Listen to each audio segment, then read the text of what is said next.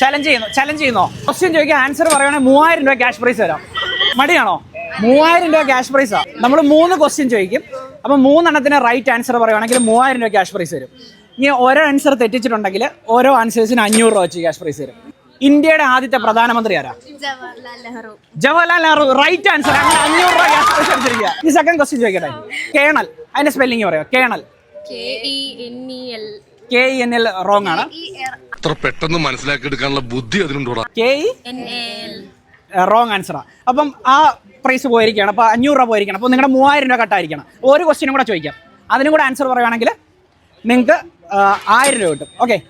നമ്മുടെ Indian telecom റവല്യൂഷന്റെ പിതാവ് ആരാ? ക്ലൂ ഇപ്പൊ ഞാൻ എന്താ പറയാ? ഒരു വേറെ ക്വസ്റ്റ്യനോ? Simple question. ഓക്കെ. അപ്പം സിമ്പിൾ ക്വസ്റ്റ്യൻ ചോദിക്കുകയാണെങ്കിൽ അതിന് നമുക്ക് തന്നെ 500 എന്നുള്ളത് മാറ്റിയിട്ട് 200 ആക്കാം. അപ്പൊ സിമ്പിൾ ക്വസ്റ്റ്യൻ, ഇന്ത്യയുടെ ദേശീയ മൃഗം ഏതാ? എന്റെ മോള് ഡിഗ്രിയാണടാ, ഡിഗ്രി. മാനോ? കടുവ. Right answer. അങ്ങനെ 700 രൂപ ക്യാഷ് പ്രൈസ് അടിച്ചിരിക്കുകയാണ്. അപ്പൊ ഇവർക്ക് അത് ശരിക്കും തരുമോ? 500 രൂപ പൈസ ആയിട്ടുണ്ട്. 200 രൂപ ആർക്കെങ്കിലും ഗൂഗിൾ പേ ചെയ്ത് തരട്ടെ. ചാനലിന്റെ പേര് അറിയോ? ഏതാ? മലയാളി റിയൽട്ടർ. ഓക്കെ. അപ്പം ഫോളോ ചെയ്യാൻ മറക്കല്ലേ കേട്ടോ. ഫോളോ ചെയ്യുന്നതിനോ? ഓക്കെ. ഫോളോ ചെയ്യുന്നതിന് നമുക്കൊരു 200 രൂപ കൂടെ കൊടുത്തേക്കാം. 900 രൂപ കിട്ടിയിരിക്കുകയാണ്. അടുത്തൊരു ചാലഞ്ച് നമുക്ക് വീണ്ടും കാണാം കേട്ടോ. ബൈ.